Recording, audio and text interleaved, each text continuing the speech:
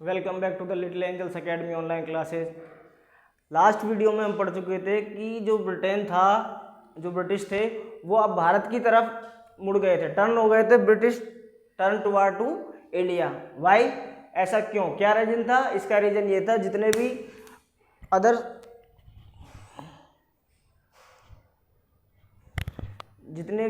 जहाँ से सप्लाई हो रही थी किसकी? इंडिगो की, वो क्या हो गई? अब कम हो गई, रुक गई।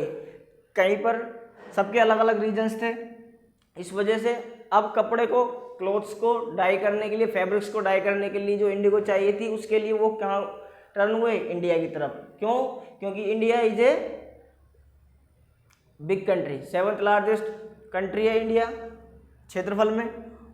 अब उन्होंने इंडिया की तरफ रुख कर लिया। How was Indigo cultivated? अब हम इसमें पढ़ेंगे कि किस तरह से इंडिगो को कल्टीवेट किया जाता था उस टाइम में। There were two main system of indigo cultivation. दो टाइप के कल्टीवेशन सिस्टम थे। पहला था निज और दूसरा था रैयती।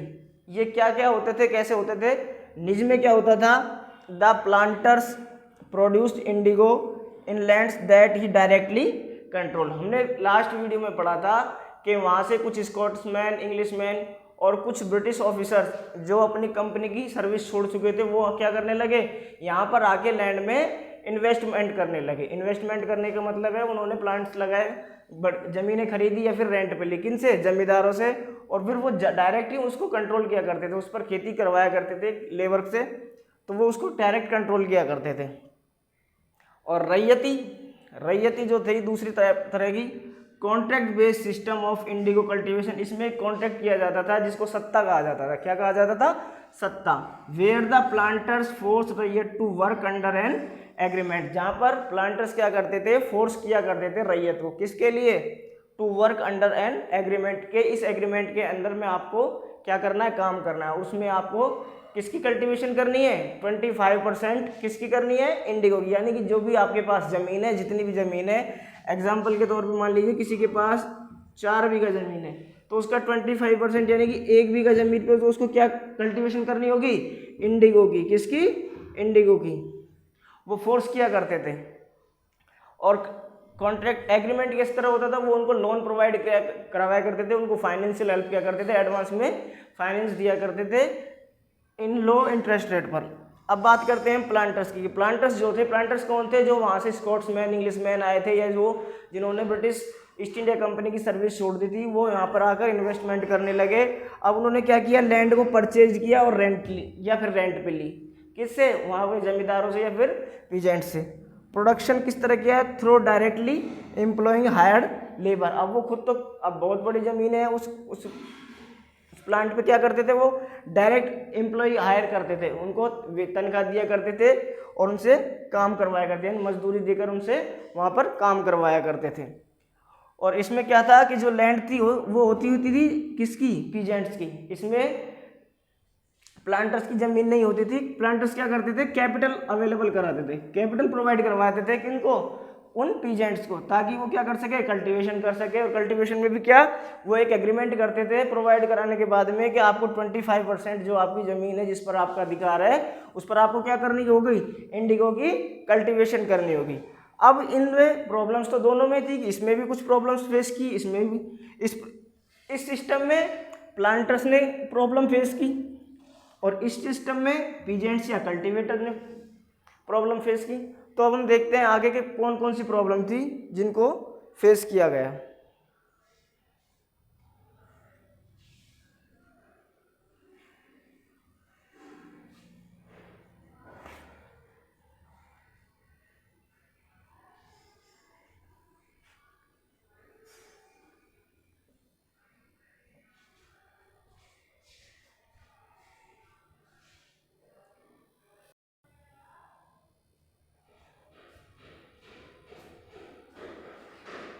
अब हम बात करते हैं द प्रॉब्लम्स विद निज कल्टीवेशन के। निज कल्टीवेशन के साथ प्रॉब्लम्स क्या क्या आई, क्या क्या प्रॉब्लम्स फेस करनी पड़ी, किसको प्रॉब्लम फेस करनी पड़ी? हमने जैसा वीडियो अभी बताया था कुछ देर पहले कि निज कल्टीवेशन में तो प्रॉब्लम जो फेस की थी वो की थी प्लांटर्स ने। तो इसमें क्या क्या प्रॉब्लम फेस की थी उन्होंने? Lack of fertile lands due to densely populated area. यानी कि अब जो इंडिगो थी उसका कल्टीवेशन फर्टाइल लैंड पर ही हो सकता था, और फर्टाइल लैंड पर होने के कारण, अब फर्टाइल लैंड कहाँ कहाँ थी, due to densely populated area, वो उस एरिया में जहाँ पर लोग पहले से ही पॉपुलेट थे, वहाँ पर रहा करते थे। अब उनको वहाँ से किस तरह से डिस्प्लेस किया जाए, तो वहाँ पर उनके लिए क्या थी, लैक्स ऑफ फर्टाइल लैंड्स, यानी फर्टाइल लैंड की कमी थी, उनको फर्टाइल लैंड्स मिलना मुश्किल हो रहा था, दिक्कतें फेस कर रहे थे प्लांटर्स की। फर्टाइल लैंड्स मिले कैसे, क्योंकि जो फर्टाइल लैंड थी वो डेंसली पॉपुलेटेड एरिया में थी, जहाँ पर लोग आबाद हुए थे, वहाँ पर रहा करते थे ज़्यादातर। जहाँ दूसरा था कन्फ्लिक्ट्स एंड टेंशन, दूसरा था कुछ कन्फ्लिक्ट्स एंड टेंशन हो जाती थी, कैसे कि जहाँ पर उनको ज़मीन लैंड्स वगैरह चाहिए थी, जिनकी रिक्वायरमेंट थी, वो फैक्ट्री के पास की जो ज़मीन है, कई बार किसान जो थे, पीजेंट्स जो थे, वो उनको बेचना नहीं चाहते थे या रेंट पर नहीं देना चाहते थे, तो इस तरीके से वो अपने सर्वाइव करने के लिए या फिर अन्य रीजन्स की वजह से उनको नहीं देना चाहते थे, तो इस तरीके से उनको कन्फ्लिक्ट्स का सामना करना पड़ता, उनसे विवाद का सामना करना पड़ता, और एक टेंशन हमेशा वो दिमाग में रहा करती थी कि किस तरीके से लैंड्स को एक्वायर किया जाए, किस तरीके से एक्विजिशन ऑफ लैंड्स का जो था, उसकी वजह से कॉन्फ्लिक्ट्स एंड टेंशन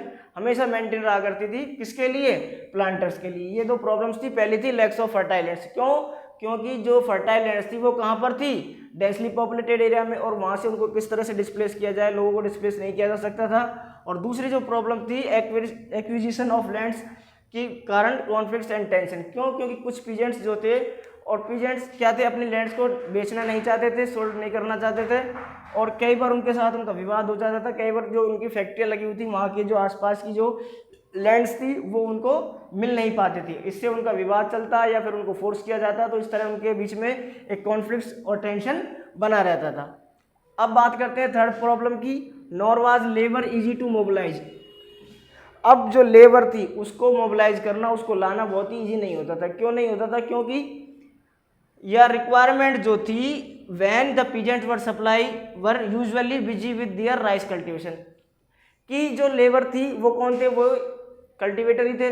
अब कल्टीवेटर क्या होते थे कि उनको ऐसा तो है नहीं कि कल्टीवेशन के जो प्लांटर्स थे वो खुद सारा काम कर लेंगे, बहुत ज़्यादा ज़मीन होती थी कल्टीवेशन के लिए, वो बड़े बड़े लैंड्स को परचेज करते या रेंट पे लेते, तो उनको एक साथ खेती करते उसके साथ एक साथ कल्टीवेशन किया करते थे, उस पर लेबर की जरूरत थी। उसमें हमने पढ़ा था कि वो डायरेक्ट लेबर को हायर किया करते थे और डायरेक्ट कंट्रोल किया करते थे, तो लेबर के द्वारा काम करवाया करते। अब लेबर कहाँ से आएगी, कल्टीवेटर से आएगी। कल्टीवेटर क्या होते थे, कल्टीवेटर उसी टाइम पर जब उनको रिक्वायरमेंट होती लेबर की, किनको, प्लांटर्स को, तभी क्या होते थे, वो बिजी होते थे किसके साथ, विद दियर राइस कल्टीवेशन, अपने राइस कल्टीवेशन। जो टाइम कल्टीवेशन का होता था राइस का, वही होता था इंडिगो का। तो सेम टाइम होने के कारण जो लेबर या कल्टीवेटर्स थी वो कहाँ बिजी रहा करती थी, अपनी राइस कल्टीवेशन में, राइस में बिजी रहा करती थी, जो उनके सर्वाइव के लिए ज़्यादा जरूरी था, इंडिगो नहीं होता था। अब चौथा था required many plough and bullocks. अब जो चौथी समस्या थी कि जो प्लांटर्स थे उनको बहुत सारे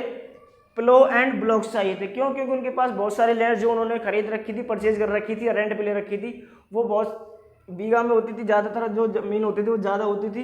जब मान लीजिए जैसे अगर 1 बीघा के लिए आपको 2 ब्लॉक्स की ज़रूरत होती है, 2 ब्लॉक्स और प्लो की, और उसके पास है 1000, तो मल्टीप्लाई कर लीजिए 2 से, तो 2000 ब्लॉक्स और प्लो चाहिए। अब उनके maintenance, investing on purchase and maintenance of plough was a big problem. अब उनके लिए उनको परचेज करना, उनका मेंटेनेंस करना, मान लीजिए 1000 बीघा एक प्लांटर्स के पास में, तो उसके लिए कितने ब्लॉक्स और प्लो चाहिए, 2000। अब 2000 को परचेज करना, उनका मेंटेनेंस करना बहुत ही बिग प्रॉब्लम थी, किन के लिए, प्लांटर्स के लिए। तो ये सारी समस्याएं उन्होंने धीरे धीरे फेस की।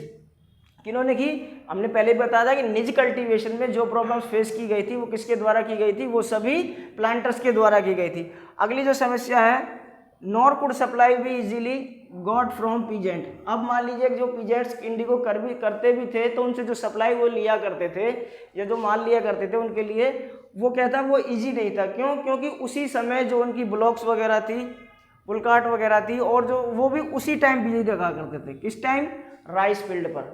जैसे पहले लेबर के लिए उनको समस्या आई, अब उसी तरह जो सप्लाई, जो माल की, जो गुड्स की सप्लाई थी या और किसी चीज़ की जो सप्लाई उनको होती थी, उसकी रिक्वायरमेंट कब होती थी, जब वो अपने राइस फील्ड्स पर बिजी रहा करते थे। राइस फील्ड्स पर बिजी होने के कारण जो सप्लाई थी वो बहुत ईजी नहीं हुआ करती थी। ये सारे प्रॉब्लम फेस की गई निज कल्टीवेशन में बाय प्लांटर्स। अब planters were reluctant to expand the area under निज कल्टीवेशन। अब जो प्लांटर्स थे वो अपनी एरिया को, इसकी इंडिगो कल्टीवेशन के एरिया को एक्सपेंड करना नहीं चाहते थे, अनिच्छुक हो गए थे। क्यों? क्योंकि ये सारी प्रॉब्लम्स उन्होंने फेस की थी। ना तो लेबर को मोबिलाइज कर पा रहे थे, ना ही वो ब्लॉक्स और कार्ड्स के इन्वेस्ट कर रहे थे, ना उस पर मेंटेनेंस कर पा रहे थे, और ना उनको फर्टाइल लैंड्स अवेलेबल हो रही थी, और ना ही वो सप्लाई इजीली गेट कर सकते थे। इस वजह से वो रिलेक्टेंट हो गए उस लैंड कल्टीवेशन में, इंडिगो के कल्टीवेशन को एक्सपेंड करने से। इसके बाद उन्होंने अल्टरनेट मोड देखा कल्टीवेशन का, वो कौन सा था? रैयती सिस्टम।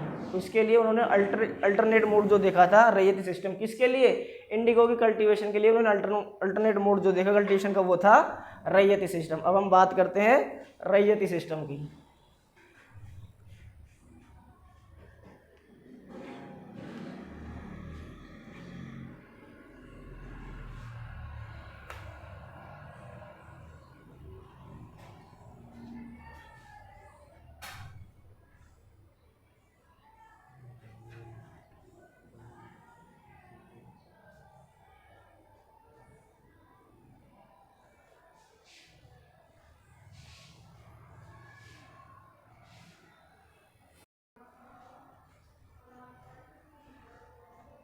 हाँ, हमने बात की थी कि प्रॉब्लम विद निज कल्टीवेशन की। निज कल्टीवेशन में क्या क्या प्रॉब्लम थी? प्रॉब्लम ये थी कि भाई निज कल्टीवेशन में कि जो लैक्स ऑफ फर्टाइल लैंड्स थी वो कमी थी, उनको फर्टाइल लैंड्स की कमी थी। ड्यू टू किस वजह से?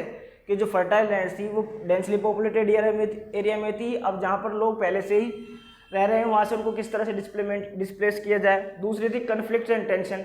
कन्फ्लिक्ट एंड टेंशन ये थी कि एक्विजिशन ऑफ लैंड था, कि लैंड पर जो उनको प्राप्त करनी थी उनको किसानों ने या तो बेचने से या रेंट पर देने से मना कर दिया, या जहाँ कहीं वो फैक्ट्री लगाना चाहते थे वहाँ के आसपास कि किसान जो थे वहाँ पर वहाँ इंडिगो की कल्टीवेशन नहीं करना चाहते थे। तीसरा था ब्लॉक और प्लो, और उन पर इन्वेस्टमेंट और उनका मेंटेनेंस बहुत ही बड़ी समस्या थी। कैसे? क्योंकि जो प्लांटर्स थे उनके पास बहुत सारी बड़ी ज़मीनें थी। अब बड़ी ज़मीनों के लिए मान लीजिए जैसे 1 बीघा के लिए आपको 2 ब्लॉक्स और प्लो चाहिए, तो फिर 1000 बीघा मान लीजिए किसी के पास है, तो उसको मल्टीप्लाई करके 2000। अब उनको किस तरह से तो मेंटेनेंस किया जाए, किस तरह उनको परचेज किया जाए, तो ये भी एक बड़ी समस्या थी। फिर दूसरी थी सप्लाई, कि इंडिगो को सप्लाई किस तरह से पीजेंट से गॉट की जाए, एक्सेस की जाए, वहाँ से कैसे लिया जाए। क्यों? हाँ, तीसरी समस्या थी mobilisation of labour. Mobilisation of labour ये क्योंकि अब ऐसा तो है नहीं कि प्लांटर्स अकेला 1000 या 500 बीघा पर अकेला काम कर लेगा, उसके लेबर चाहिए थी, उस ऑपरेशन को प्रोसेस करने के लिए लेबर चाहिए थी। अब लेबर कहाँ से आती? कल्टीवेटर से। कल्टीवेटर उस टाइम में क्या होती थी कि राइस की कल्टीवेशन और इंडिगो की कल्टीवेशन का टाइम पीरियड सेम होता था, सेम टाइम होती थी, तो इस वजह से जो लेबर थी या कल्टीवेटर थे वो कहाँ पर बिजी रहते थे? अपनी राइस की कल्टीवेशन में। अब ऐसे ही दिक्कतें आई उनको सप्लाई के टाइम में, क्योंकि सप्लाई के लिए जो बुल कार्ट्स वगैरह जो थी और जो साधन थे वो उस टाइम भी उसी राइस कल्टीवेशन में राइस फील्ड पर बिजी रहा करते थे, क्योंकि वहाँ से वो हार्वेस्ट वगैरह करके जब अपने घर वगैरह फसलों को लाया करते थे, क्रॉप्स को बेचा करने लगते थे। तो ये सारी प्रॉब्लम्स किसने फेस की? प्लांटर्स ने। किसमें? निज कल्टीवेशन। अब बात करते हैं Indigo on the land of रैयत। अब इन प्रॉब्लम से परेशान होकर उन्होंने क्या किया कि अब उन्होंने एक अल्टरनेट मोड देखा कल्टीवेशन का, इंडिगो कल्टीवेशन का, वो था रैयती सिस्टम। अब रैयती सिस्टम में क्या था कि इंडिगो ऑन द लैंड रैयत, रैयत की लैंड पर ही हम उनको क्या करेंगे? कल्टीवेट करेंगे। किसको? इंडिगो को। द प्लांटर्स फोर्स द रैयत to sign a contract and agreement, the village headsman to sign the contract on behalf of raiyat. यानी कि रैयती सिस्टम में क्या होता था कि जो रैयत के फील्ड पर, इंडिगो जो रैयत की लैंड पर होती थी, उसमें क्या होता था कि जो प्लांटर्स थे वो फोर्स क्या करते थे? रैयत को साइन करने के लिए। क्या साइन करना था? एक कॉन्ट्रैक्ट या एन एग्रीमेंट, जिसको क्या कहा जाता था? सत्ता कहा जाता है। एक सत्ता या कॉन्ट्रैक्ट एक साइन करना पड़ता था। किसको? उनको फोर्स किया जाता था प्लांटर्स के द्वारा। किसको? रैयत को। क्या करने के लिए? एग्रीमेंट साइन करने के लिए। द विलेज हेड्समैन, कई बार ऐसा होता था कि वो विलेज में जो हेड्समैन होते थे उनसे बात कर लिया करते थे कि आपके यहाँ कितनी रैयत है, कितने कल्टीवेटर्स हैं उनके। अब विलेज हेड्समैन से वो साइन करवा लिया करते थे या कर लिया करते थे कॉन्टैक्ट ऑन बिहाफ ऑफ रैयत। या फिर अगर वो कल्टीवेटर से सीधे नहीं करते थे तो किसके थ्रू करते थे? विलेज हेड्समैन के द्वारा। विलेज हेड्समैन के थ्रू वो क्या करते थे? एग्रीमेंट करते थे। और जो विलेज हेड्समैन था वो एग्रीमेंट किसके बिहाफ पर करता था? रैयत की बिहाफ पर करता था। यानी कि जो एग्रीमेंट साइन कर लिया गया है विलेज हेड्समैन के द्वारा उसको फिलफिल करना, उसकी एग्रीमेंट की जो कंडीशंस थी उसको अप्लाई करना, किसके ऊपर अप्लाई की जाती थी, वो रैयत के ऊपर अप्लाई की जाती थी। आगे समझ में। अब बात करते हैं आगे के इसमें और क्या सिस्टम था। दो जो signed the contract got cash advance from planters. अब जो भी रैयत या कल्टीवेटर्स इसको साइन करता था, इस कॉन्ट्रैक्ट को साइन करता था, उसको एडवांस में क्या मिल जाता था, कैश मिल जाता था।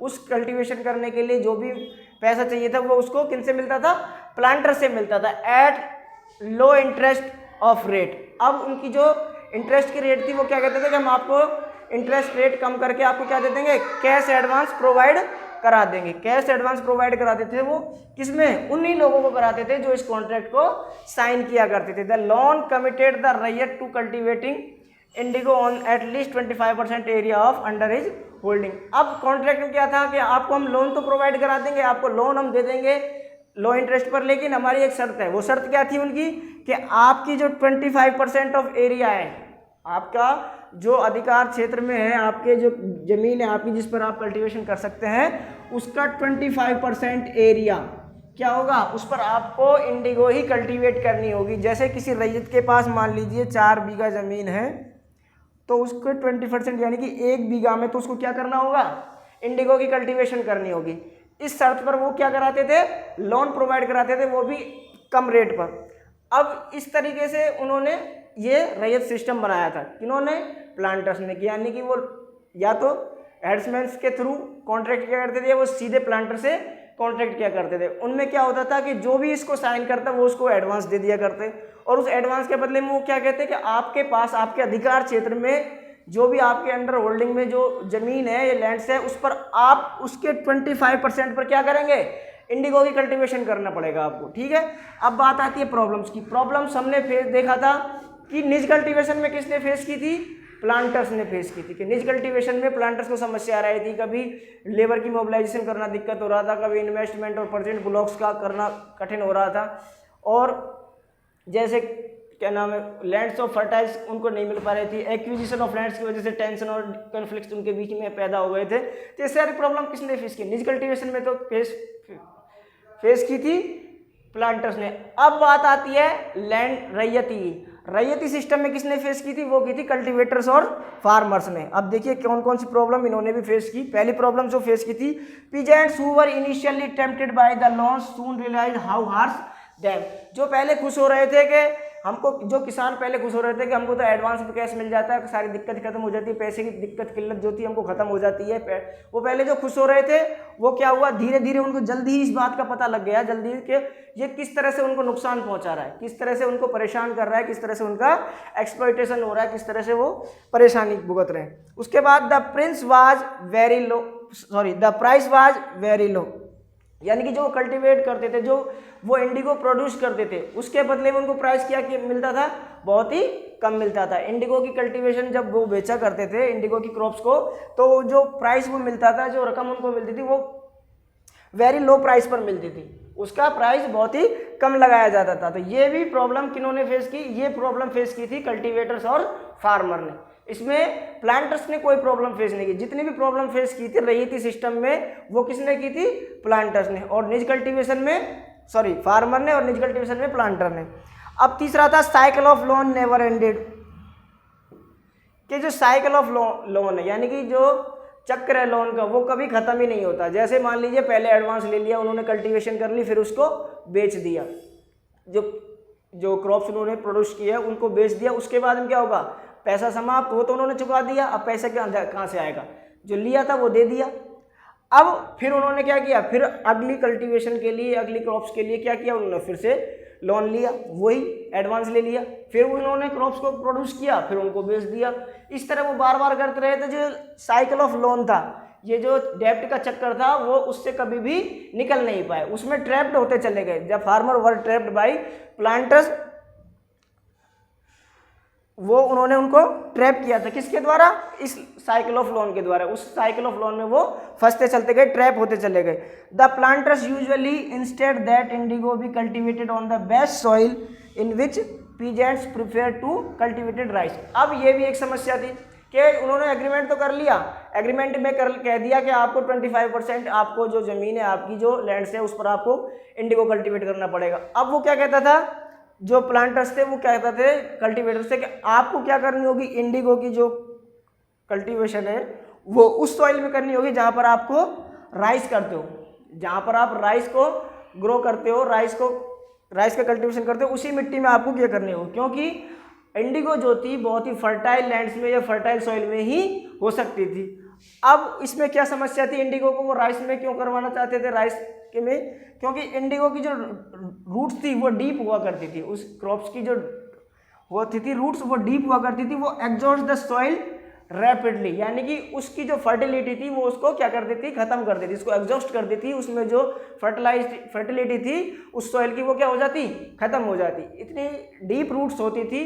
तो ये सारी प्रॉब्लम फेस की थी रैयती सिस्टम में, जो उन्होंने इंडिगो कल्टीवेशन था रैयती सिस्टम, उसमें सारी समस्याएं कल्टीवेटर और फार्मर ने पेश की। इन सबसे दुखी होकर उन्होंने अब रिबेल करना स्टार्ट कर दिया, किन्होंने, फार्मर्स ने उनका विरोध करना स्टार्ट कर दिया। उन्होंने देखा कि ना तो हम कर्ज से मुक्त हो रहे हैं, साइकिल ऑफ लोन है जो कभी ख़त्म ही नहीं हो रहा है, प्राइस हमको बहुत ही कम मिल रहे हैं, और पहले उनको जो पता था कि भाई हमको एडवांस मिल रहा है, लेकिन एडवांस जो मिल रहा था वो तो फिर चुकाना भी तो है, वो उसके लोन को जो चुकाते थे उसके बाद फिर वही पोजीशन जो पहले थी वही हो जाती थी, सारी समस्याएं थी। फिर उनको दबाव दिया जाता था कि इंडिगो की कल्टीवेशन आप उसी में करें जहाँ पर आप राइस करते हो, अगर वो राइस की जगह इंडिगो कल्टीवेट करते हैं तो फिर वो राइस कहाँ कल्टीवेट करेंगे, फिर वो कैसे अपने आप को सर्वाइव कर पाएंगे। इस तरीके से ये सारी समस्याएं थी। तो इन सभी समस्याओं से परेशान होकर उन्होंने क्या किया, अब उन्होंने रेबेल करना, रिवोल्ट करना स्टार्ट कर दिया, उन्होंने उनका विरोध करना स्टार्ट कर दिया। उनके कुछ रीजंस थे, उन्होंने विरोध किस तरह से किया अब हम आगे देखते हैं।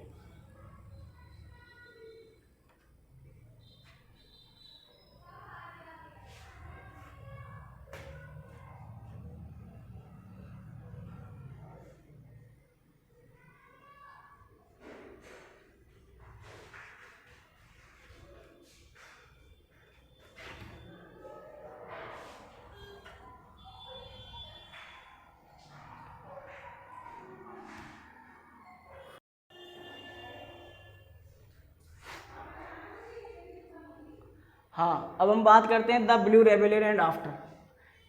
ब्लू और रेबेलियन यानी कि नील विद्रोह। नील विद्रोह का मतलब जो इंडिगो जी जिसको हम नील कहते हैं, भारत में नील कहा जाता था, तो वो ब्लू कलर से डिनोट की जा रही है। और रिबेलियन यानी कि विद्रोह, रिवोल्ट यानी कि क्रांति, एक तरह से उसके विरोध में, उसका विरोध करने के लिए क्या उठाया, लोगों ने आवाज़ उठाई, उसी को क्या कहा गया, ब्लू रिबेलियन। क्या कहा गया, ब्लू रिबेलियन कहा गया। इन मार्च 1859,